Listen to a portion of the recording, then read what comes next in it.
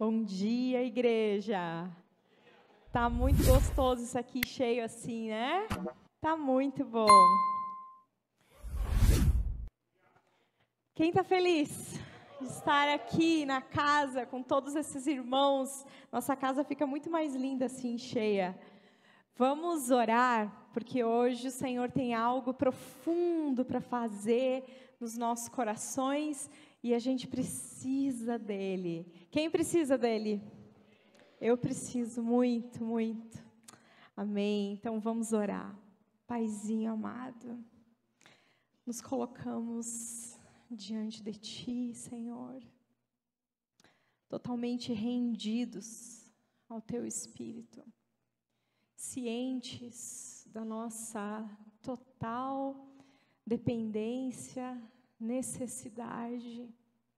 Só Tu podes fazer nos nossos corações aquilo que precisa ser feito, Senhor. Só o Teu Santo Espírito pode penetrar, Senhor, tão profundo, Senhor, e transformar para que o Teu nome seja glorificado. E é o que nós desejamos nessa manhã. Acessa, Senhor, acessa o nosso coração.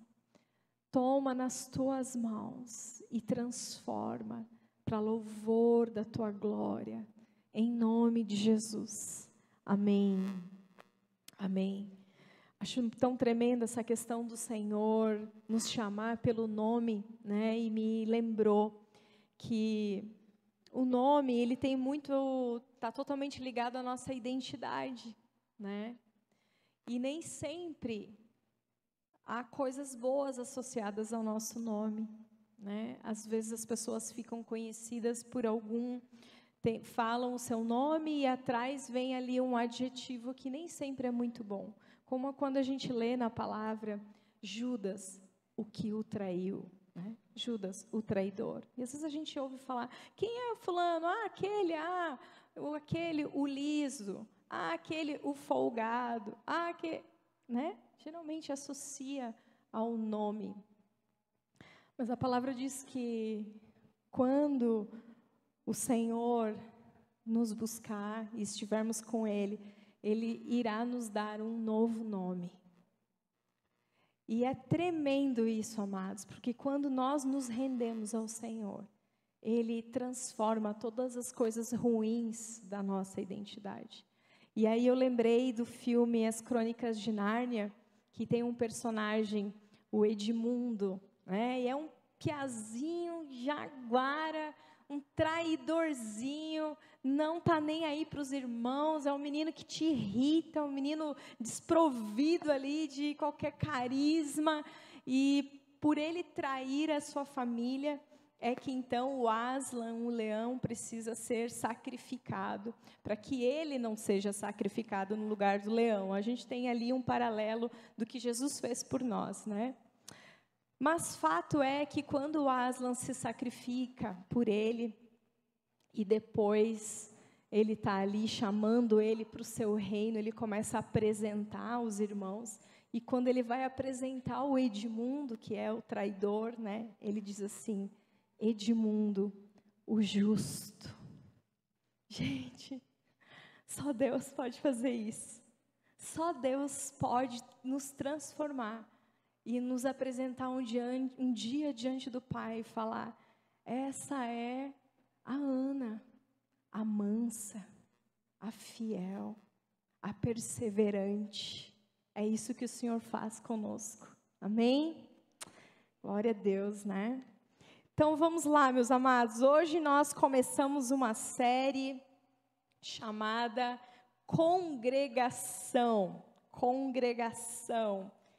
E é lindo nós meditarmos no trabalho de Jesus para formar essa igreja, essa congregação viva, porque Ele é a nossa herança, mas nós também somos a herança dEle, né?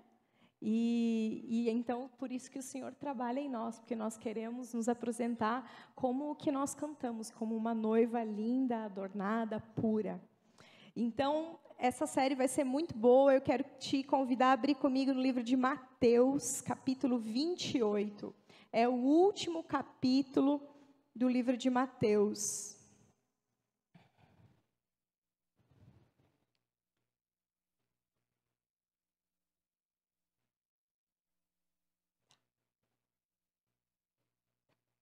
É que eu vou ler muitos textos.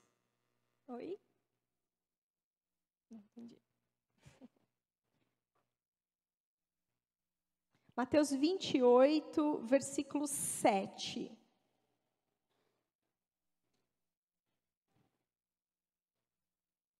O Edu está falando para que a gente tenha o costume de sempre nos levantarmos para ler a palavra de Deus. Eu vou ler vários versículos, mas a gente pode se colocar de pé para ler pelo menos alguns. Amém? Pode levantar. Era isso? Queridos, aqui é o seguinte. Jesus cumpriu o seu ministério terreno, ele é crucificado e então ele ressuscita. E aí no versículo 7, quero que vocês acompanhem comigo, um anjo se dirige às mulheres que foram ali até o sepulcro e ele fala o seguinte, que Jesus foi crucificado, mas que ele não está aqui, ele ressuscitou. E aí no versículo 7, esse anjo diz o seguinte: agora vão depressa e digam aos seus discípulos que ele ressuscitou dos mortos e vai adiante de vocês para a Galileia. Lá vocês o verão. É como acabei de dizer a vocês. E então, logo em seguida, o próprio Jesus se encontra com elas, e aí no versículo 10, Jesus diz assim, então Jesus lhes disse, não tenham medo, vão dizer aos meus irmãos que se dirijam a Galileia e lá eles me verão, ok? Então Jesus ele reforça essa instrução. E aí no versículo 16, um pouquinho adiante, Mateus 28, 16, diz assim, os 11 discípulos partiram para a Galileia. Eles, então, atenderam a instrução de Jesus. Jesus mandou eles ir para a Galileia, eles foram para a Galileia. Para o monte que Jesus lhes havia designado. E quando viram Jesus, o adoraram, mas alguns duvidaram, né? Tem gente que mesmo vendo Jesus ressuscitado ainda duvida, né? Jesus amado. 18, Jesus aproximando-se falou-lhes dizendo, toda a autoridade me foi dada no céu e na terra. Veja só, Jesus anunciando que ele foi investido de autoridade, que ele agora é o rei, ele está no comando, o governo está sobre ele, né? Ele é o mediador de Deus, ele recebeu esse poder do Pai sobre todos os domínios, sobre céu, sobre terra. E então, no versículo 19, ele diz, portanto, vão e façam discípulos de todas as nações, batizando-os em nome do Pai, do Filho e do Espírito Santo, e ensinando-os a guardar todas as coisas que tenho ordenado a vocês. E eis que estou com vocês todos os dias até o fim dos tempos. Amém. Pode se assentar. Queridos, veja só. Jesus, quando ele diz, portanto, vão e façam discípulos. Esse texto é chamado do texto da grande comissão. É um momento em que Jesus nos dá uma missão. Então, repete comigo. Jesus me deu uma missão. Eu tenho uma missão. Eu tenho um propósito. Eu tenho um ministério. Se você não sabia, então, para que você está aqui? Essa é uma dica muito boa. Nós todos estamos aqui. O Senhor nos chamou, o Senhor nos salvou. E Ele então nos comissionou a darmos continuidade à obra que Ele veio fazer. Então, amados, ele deixa um pouco mais clara essa missão, né? Porque a gente poderia dizer, mas o que poderia ser esse fazer discípulos? A gente sabe que o discípulo é um seguidor, ele vai seguir os passos do seu mestre, ele vai imitá-lo, pisar nas suas pisadas, né? Olhando para ele e imitando. E Jesus deixa um pouco mais claro ali ainda, ele diz assim, ó, vocês vão batizar em nome do Pai, do Filho e do Espírito Santo. Como nós simplificamos isso e chegamos a perder a real definição do que é fazer discípulo, porque hoje a gente entende que a gente está cumprindo, muitas vezes a gente pode entender que a gente está cumprindo a missão da igreja, de Jesus que Ele deu para nós, simplesmente convidando as pessoas para ir no culto, né? Eu convidei para ir no culto, fiz a minha parte. Mas não é isso que diz aqui. Jesus não disse, façam discípulos convidando eles para as reuniões de vocês. Não é isso que está escrito aqui. Está dizendo, olha, batize em nome do Pai, do Filho e do Espírito Santo. Ou seja, você vai tomar um tempo de se dedicar ali a essas pessoas até que elas admitam publicamente. Né? O batismo é isso. Você está admitindo publicamente aquilo que já aconteceu no seu interior. Jesus mudou a minha vida, hoje eu pertenço a Ele. Então, batizando, o que mais? Ensinando a guardar todas as coisas. Ensinando. Então, vai muito além de fazer um convite para nosso culto, para nosso em casa, mas se trata de nós nos gastarmos ensinando as pessoas a guardarem a palavra de Deus. Tá claro isso? Está claro isso, amém? Agora, amados, eu quero que vocês vão comigo ali para Atos 1, um pouquinho para frente. Atos 1. Atos 1, versículo 3.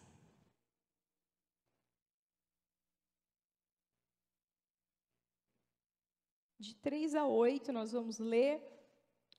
Quem achou, diz amém. Legal.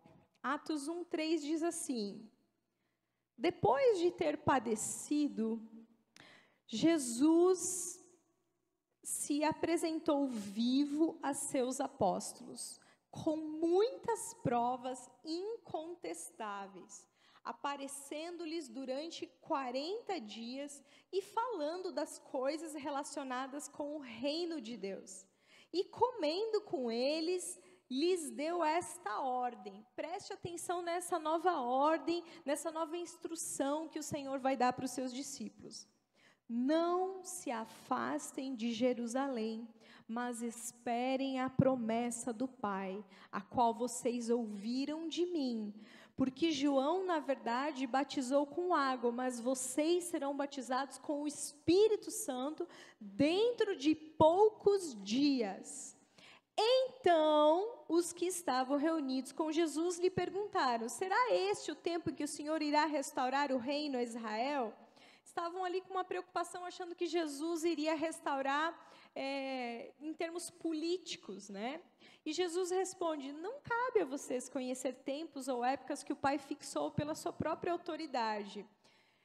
Vejam que Jesus não repreende eles no sentido de que vocês estão viajando, o Senhor não vai restaurar Israel politicamente, não é isso, porque isso até vai acontecer, né? Na restauração Deus vai cumprir suas promessas para Israel, mas não cabia a eles entender esse momento, não era com isso que o Senhor Jesus queria que eles estivessem ocupados nesse momento, pensando nisso. Então no versículo 8 diz assim: mas vocês receberão poder, dunamis, ao descer sobre vocês o Espírito Santo, e serão minhas testemunhas, tanto em Jerusalém, como em toda a Judéia e Samaria, e até os confins da terra. Ou seja, Jesus fala para eles assim: agora eu preciso que vocês vão para Jerusalém, não se afastem de lá, porque lá vocês vão receber uma capacitação para poder cumprir a missão que eu estou lhes dando, né? Porque não basta a gente querer. Jesus sabia que sozinhos nós não conseguiríamos, que nós realmente precisamos do Espírito Santo. E ele dá essa ordem para eles. E aí agora vamos lá para versículo 12, ainda do capítulo 1. Então, os apóstolos voltaram do Monte das Oliveiras para Jerusalém. Ou seja, responderam obedecendo a instrução do Senhor. E aí, agora, eu quero que vocês vão ali para o capítulo 2 de Atos, seguindo, 2, 1 a 4, diz assim: ao cumprir-se o dia de Pentecostes, estavam todos reunidos no mesmo lugar. Como a gente hoje aqui, todos reunidos no mesmo lugar. De repente, veio do céu um som como de um vento impetuoso e encheu toda a casa onde estavam sentados. E apareceram distribuídas entre eles línguas como de fogo, as quais pousaram sobre cada um deles. Todos ficaram cheios do Espírito Santo e começaram a falar em outras línguas, segundo o Espírito Santo lhes concedia que falassem. Amados, aqui então é o cumprimento da promessa de Jesus, porque Ele é fiel, amém? Tudo que Ele fala é verdade, nós podemos confiar. Então aqui tem o cumprimento dessa promessa dEle. Eles são cheios do Espírito Santo. E o que acontece quando eles são cheios do Espírito Santo? Logo em seguida, a partir do versículo 14, nós vemos Pedro se levantando e começando então a fazer o que o Senhor disse que eles fariam quando tivesse o Espírito Santo: testemunhar. Testemunhar. Então Pedro se levanta e Pedro começa a falar. Olha o que vocês estão vendo aqui. Ele começa a explicar que é o cumprimento de parte da profecia de Joel e tal, e é maravilhoso. E aí, continuando, se vocês em casa quiserem ler, esse capítulo 2 é muito maravilhoso.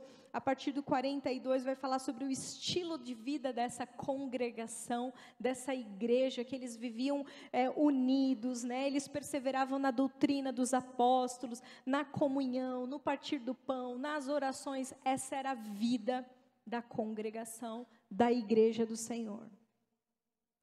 Então, o que eu queria dizer é o seguinte: Deus tem um desejo, Deus tem uma vontade que queima no seu coração, que é salvar o homem.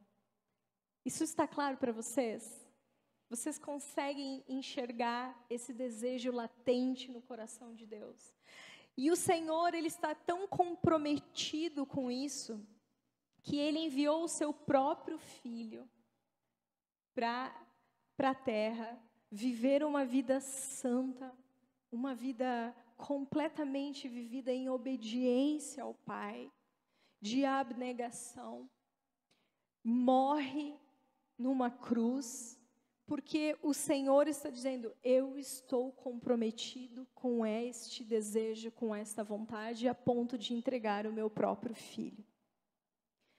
E aí, amados, eu quero que a gente vá para 2 Coríntios 5, para dizer onde que nós, então, com que parte dessa missão que nós ficamos, né? Nós entendemos que nós temos uma missão, o Senhor nos incumbiu, e eu creio que é um dos versículos que mais deixa claro qual é o nosso papel. 2 Coríntios 5, de 18 a 20. Diz o seguinte, 2 Coríntios 5, de 18 a 20, o apóstolo Paulo falando: tudo isso provém de Deus, que nos reconciliou consigo mesmo por meio de Cristo, e nos deu o ministério da reconciliação. Repete comigo: nos deu o ministério da reconciliação. E aí tem uma explicação disso, olha só. Ou seja, que Deus em Cristo, estava reconciliando consigo o mundo, não lançando em conta os pecados dos homens, e nos confiou a mensagem da reconciliação. Repete comigo, mensagem. Isso aí. Portanto, somos embaixadores de Cristo, como se Deus estivesse fazendo o seu apelo por nosso intermédio. Por amor a Cristo, lhes suplicamos, reconciliem-se com Deus. Então, a Cristo coube a obra da reconciliação.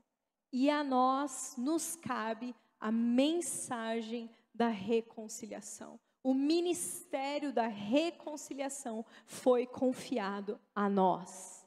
Amém, queridos? Tá claro? Muito bem. Agora vem uma pergunta. O quanto nós estamos comprometidos em realizar a vontade do Pai? O quanto nós estamos comprometidos em responder a essa comissão, a essa missão? Muito? Pouco? Ou você diz, acabei de chegar, pastora, acabei de saber que Deus tinha me dado uma missão. Quantos aqui concordam que Jesus concluiu com excelência a vontade do Pai enquanto estava aqui na terra?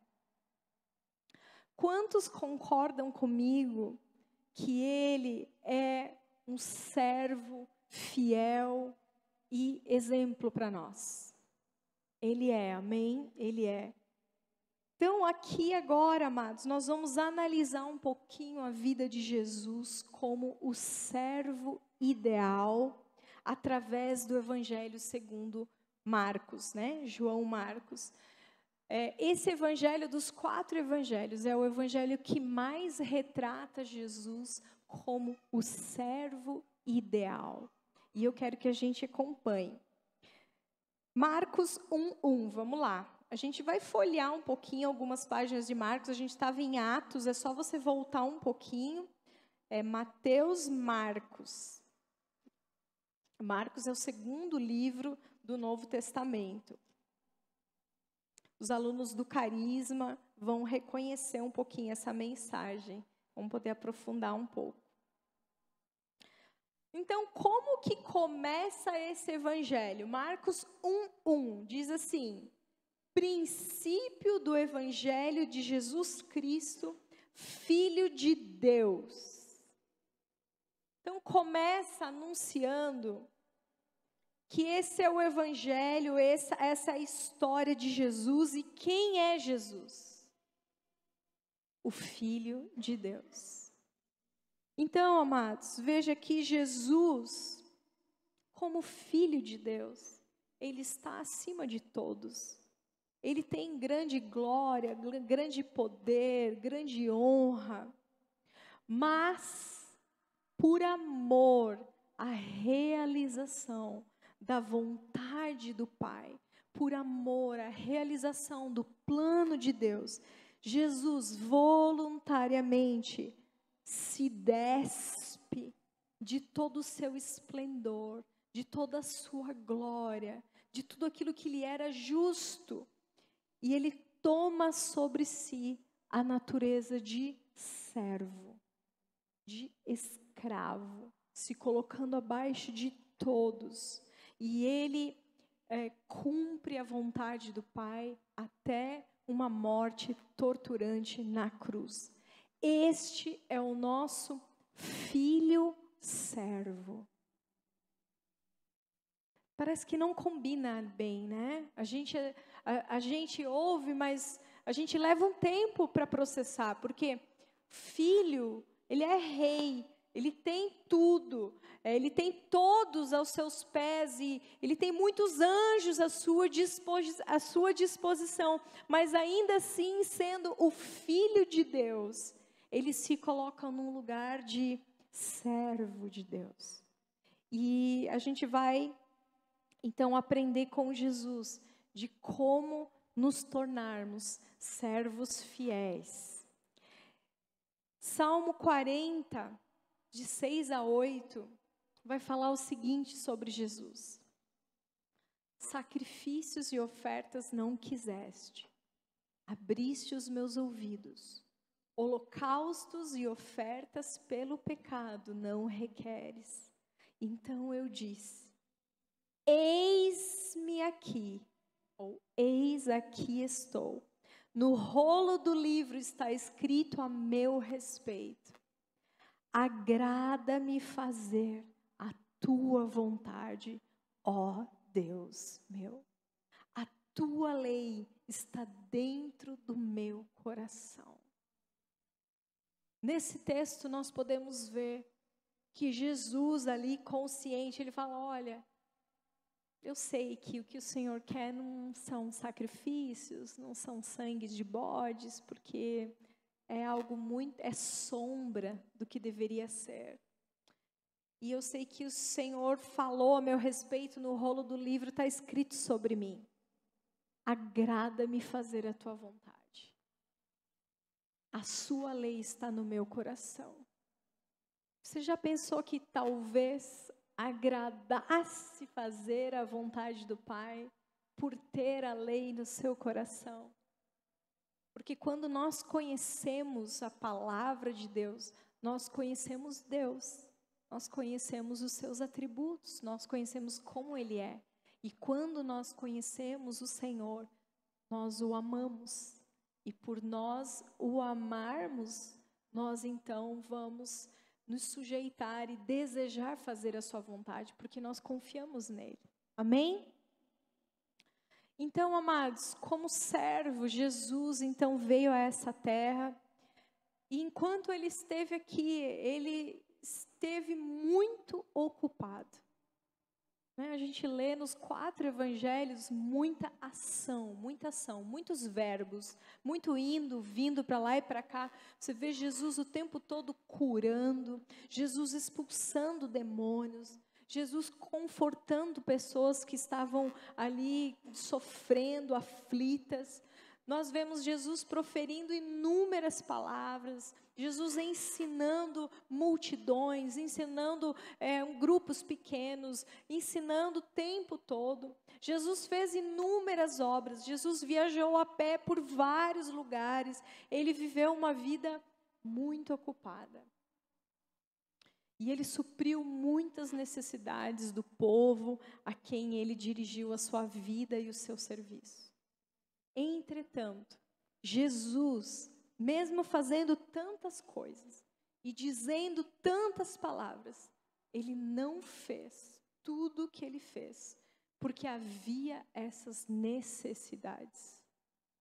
Jesus não viveu para suprir necessidades, porque senão ele não teria morrido com 30 e poucos anos, né? Deus podia ter deixado ele aqui em 100. Vocês não concordam comigo? Porque as necessidades continuaram. Tudo que Jesus fez foi para realizar a vontade de Deus. A vontade de Deus era que movia Jesus. Os seus passos, as suas palavras, os seus movimentos, tudo que ele fazia era para fazer a vontade do Pai. Jesus não era movido pelas pessoas, as pessoas não podiam pressioná-lo para que ele fizesse algo. Ele não era movido por necessidades, porque novamente havia necessidades por todo lugar. Jesus não era movido pelo ambiente em que ele estava, já que estou aqui, Jesus também não era movido pela sua capacidade de realizar coisas. Muitas vezes nós achamos que o que nós precisamos fazer é porque nós sabemos fazer algo. Não, porque eu tenho essa capacidade, essa habilidade, então é isso que eu devo fazer. Mas também Jesus não era movido pela sua capacidade de fazer coisas, mas pela vontade de Deus. Eis-me aqui. Agrada-me fazer a tua vontade, Deus meu. Será que nós estamos sendo conduzidos pela vontade de Deus? Ou será que nós estamos nos movendo por necessidades, por pressão de pessoas, pelo ambiente em que nós estamos? Nós precisamos viver para cumprir a vontade de Deus. Amém? E em Marcos, queridos, há evidências de várias características desse caráter de servo de Jesus. E é sobre essas características que a gente vai falar um pouquinho ao longo dessa série. E porque nós queremos ter esse caráter de servos desenvolvidos em nós. Amém? Amém. Então, a primeira característica desse servo ideal é compaixão. Compaixão. Jesus não fazia nada por fazer. Ele não falava nada por falar. Ele não fazia por obrigação. O Senhor me mandou aqui, então vou fazer, né? Já que eu estou aqui, então vou curar essa mulher. Não era assim que Jesus agia. Jesus se envolvia com a dor do outro. E sabe, amados, hoje, com a facilidade de comunicação e tudo mais, nós somos bombardeados por vídeos, imagens, né? E nós precisamos cuidar, porque senão isso pode causar uma dessensibilização em nós. A gente não se sensibiliza mais. A gente pode estar ali diante de uma história, de um relato, de um testemunho, de um vídeo curto, de uma foto, mas aquilo já para nós não faz diferença, porque a gente vê tanto disso, né? E como nós precisamos cuidar, porque nós não podemos ser duros de coração ou pessoas insensíveis. E nós também vivemos num momento em que as pessoas estão achando que o bem, ele pode ser terceirizado, tipo institucionalizado.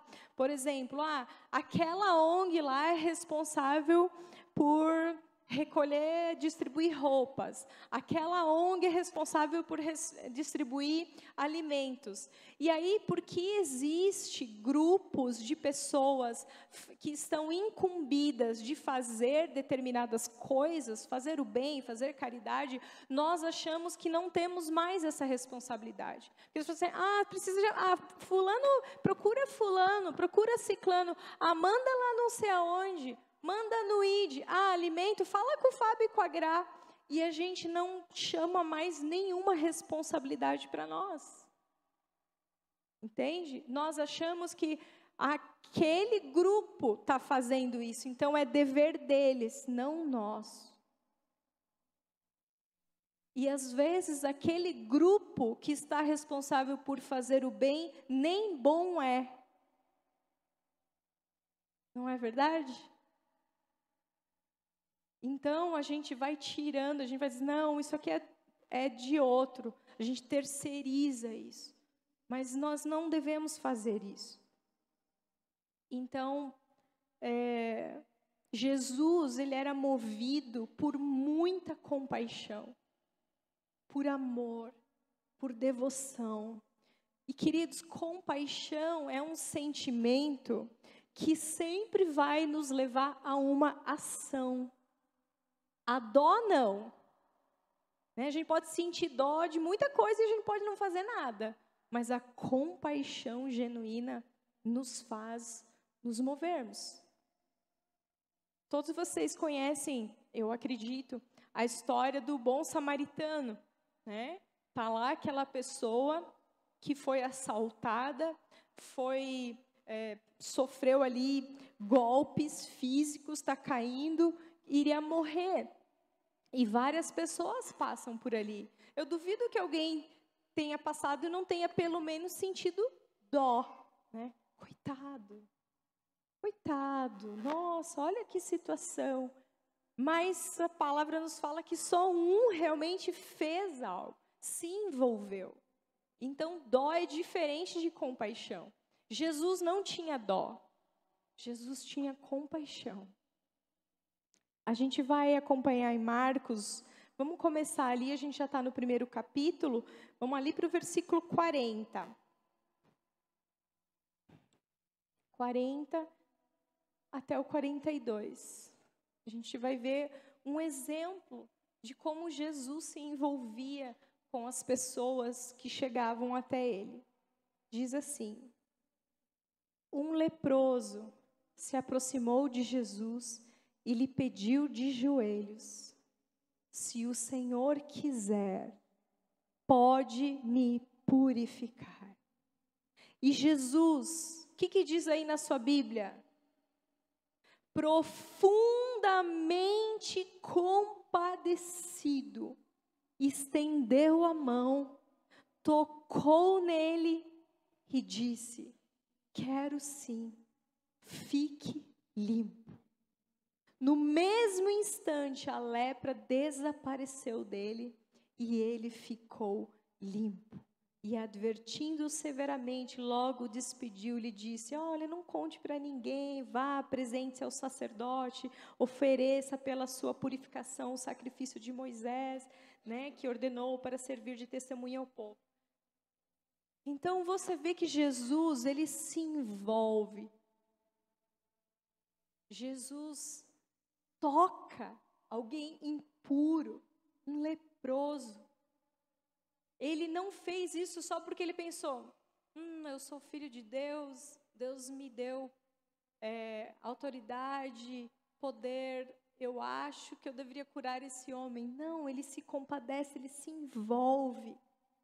E essa é uma passagem tão marcante que eu separei um vídeo para a gente assistir juntos, que narra justamente esse episódio. Será que a gente consegue, né? Obrigada.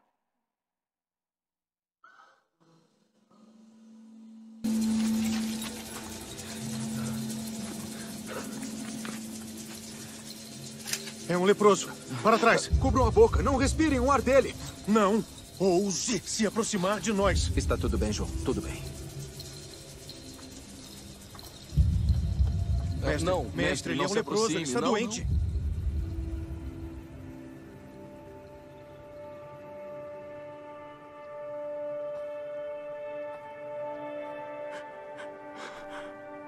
Por favor. Por favor.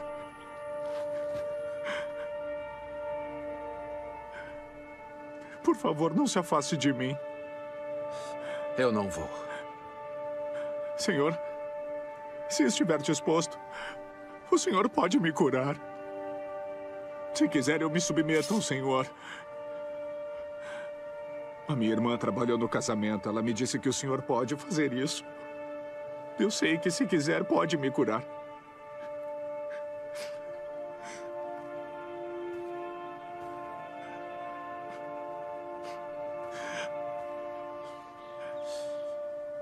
Sim, eu quero.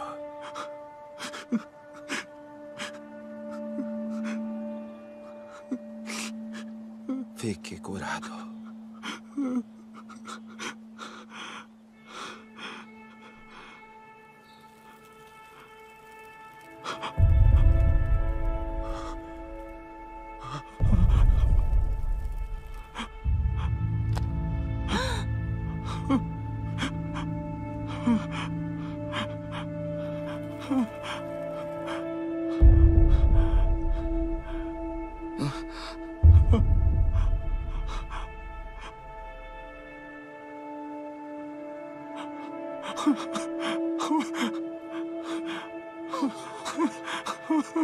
Obrigado.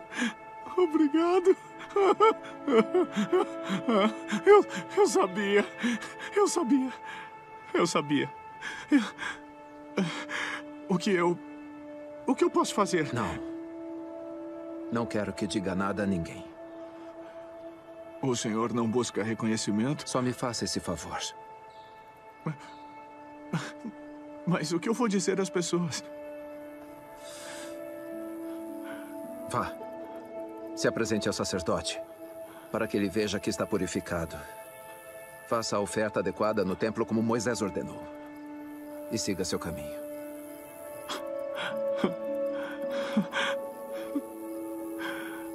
Quem tem uma túnica sobrando? Só preciso de uma, só uma. É o bastante.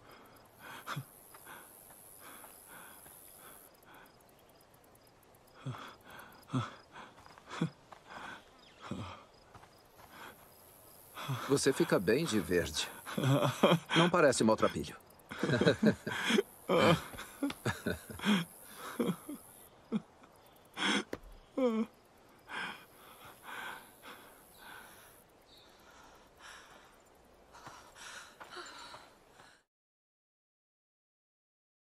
Jesus é demais, né, gente? Quantos de nós chegamos até Jesus assim? Doentes do corpo, doentes na alma, solitários, envergonhados, abandonados,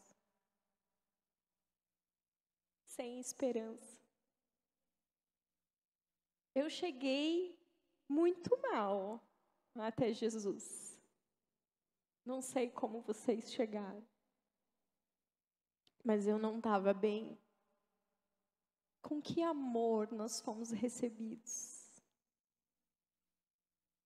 Será que Jesus cogitou estar ocupado demais para atender aquele homem? Com que amor Jesus se envolveu com ele? Como que Jesus o olhou? Como que Jesus o tocou? Como que Jesus se envolveu com a sua causa? Jesus sabia que havia esperança para aquele homem. E Jesus não reteu essa esperança. Quantas pessoas estão chegando assim até nós hoje? Quantas pessoas que você conhece, amados, que têm esse olhar de falta de propósito, de falta de esperança? Como que nós estamos recebendo essas pessoas que o Senhor tem trazido até nós? Nós temos contado para elas a boa notícia de que há sim esperança. A partir de uma reconciliação com o Senhor, há esperança para elas. Que elas não precisam mais enfrentar o que elas estão enfrentando sozinhas. É isso que o Senhor quer fazer em nós. É esse amor que o Senhor quer produzir nos nossos corações. Vamos um pouquinho mais adiante, Marcos 6. Marcos 6, 34.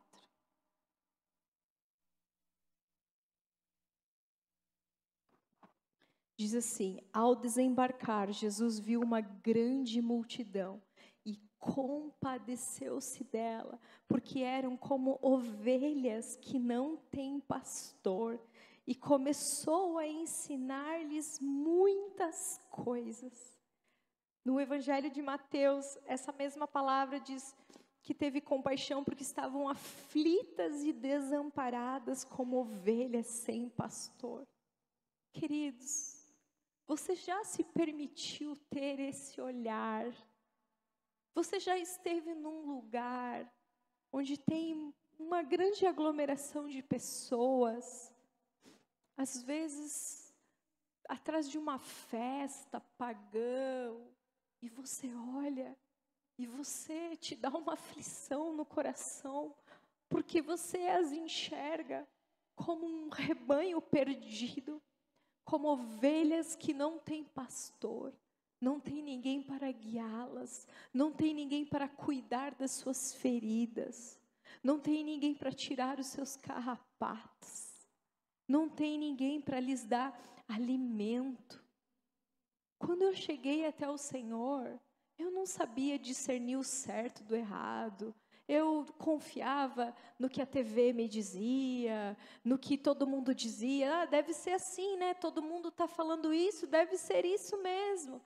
Não sabia discernir o certo do errado, não sabia discernir o alimento do veneno. E tem muita gente assim lá fora. E Jesus olha para essa multidão e se compadece, porque elas eram assim. E o que Jesus faz? Ele fica com dó e passa adiante? Não. Diz que Jesus, então, começou a ensinar-lhes muitas coisas.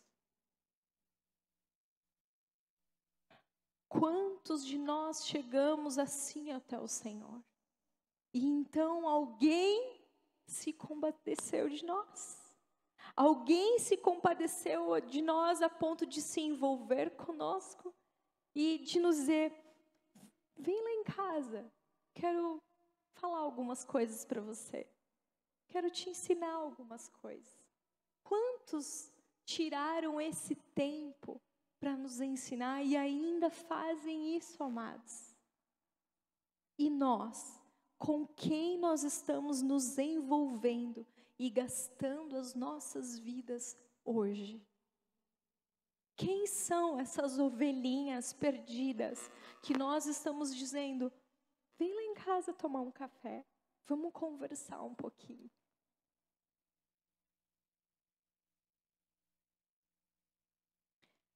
Um pouquinho para frente, Marcos 8, do 1 ao 3, diz assim: naqueles dias, quando outra vez se reuniu grande multidão, e não tendo o que comer, Jesus chamou os seus discípulos e lhes disse: tenho compaixão dessa gente, porque já faz 3 dias que eles estão comigo e não têm o que comer. Se eu mandar eles para casa em jejum, eles vão desfalecer pelo caminho, e alguns deles vieram de longe. Queridos, Jesus não olhava e dizia: meu Deus, toda essa gente de novo aqui para me ouvir. Jesus não olhava assim. Jesus se compadecia.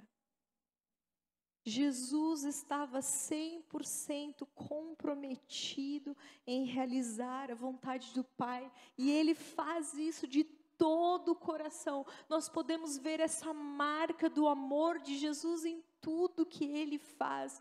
E eu tenho uma pergunta para nós: será que estamos realizando aquilo que o Senhor tem confiado a nós com essa marca, com esse amor, com essa compaixão? Porque, queridos, nós podemos muito bem fazer a obra de Deus sem amor, mas não quer dizer que nós estaremos fazendo a vontade de Deus.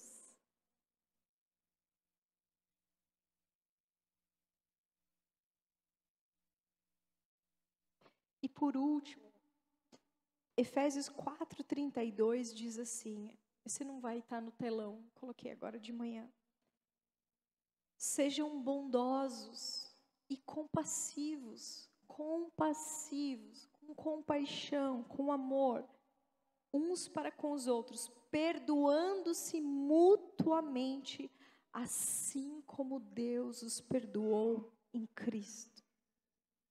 Amados, Jesus, Ele tinha compaixão até mesmo dos seus próprios ofensores. Quando aqueles homens tinham ali, de forma tão brutal, crucificado Ele naquela cruz, Ele ainda consegue olhar e dizer: Pai, perdoa porque eles não sabem o que fazem. Da mesma forma, depois a gente vê em Atos Estevão, o primeiro mártir da igreja, um diácono sendo apedrejado por ser uma testemunha de Cristo. Enquanto ele está sendo apedrejado, ele faz um pedido a Deus: Senhor, não lhes impute esse pecado. Eles não sabem o que estão fazendo. É o próprio Cristo morrendo em Estevão. Você vê a vida de Cristo em Estevão. E nós, como nós agimos quando nós somos injustiçados, ofendidos? Para terminar, eu quero contar uma história que eu ouvi, um testemunho, num podcast muito bom com o Douglas Gonçalves e a Ariadna. A Ju falou para ouvir esse podcast. Preparem o lenço, gente, porque ele é forte, é muito bom. Mas elas estavam falando, né, sobre que quando nós estamos em Cristo, não importa onde nós estamos, as circunstâncias que nós estamos, nós temos esse amor e essa alegria. Então, queridos, ele conta que foram visitar na Itália algumas prisões, de onde e uma delas é onde o apóstolo Paulo foi preso e onde ele foi morto. E tem documentos lá históricos que diz aqui, Paulo foi morto porque negou a César, declarando que Jesus era o seu Senhor e tal. E sabe o que é incrível? Que além do nome de Paulo, tem também uma lista de outros nomes que morreram da mesma forma. E entre esses nomes, tem vários nomes de soldados que por testemunharem a forma como aquele homem estava entregando a sua vida, foram também tomados por essa vida de Jesus. Então, eles morriam não solicitando a Deus que enviasse fogo do céu e queimasse os seus ofensores, mas clamando para que Deus os perdoasse, porque não faziam ideia do que faziam. Então, que amor é esse, né? Que compaixão é essa que nos toma a ponto de amarmos até mesmo aqueles que nos ofendem? É o amor de Jesus, porque Ele nos torna conscientes que nós já fomos esses ofensores, que nós já fomos esses que queriam crucificar Jesus, que nós já fomos essas pessoas terríveis. Vamos nos colocar de pé. Eu preciso muito, muito dessa característica desse servo ideal e fiel na minha vida. Eu preciso muito crescer nesse amor, nessa compaixão, nessa misericórdia. E então, se você também precisa, vamos orar ao Senhor. Paizinho amado, obrigada primeiro, Senhor. Primeiro queremos te agradecer, porque o Senhor nos recebeu com tanto amor. Ah, Senhor, quantos aqui chegamos até Ti, Senhor, doentes, feridos, envergonhados, solitários, abandonados, mas o Senhor viu o que poderíamos nos tornar em Ti. O Senhor não nos descartou, o Senhor nos acolheu. Obrigada, Senhor, por um amor tão grande que nos encontrou.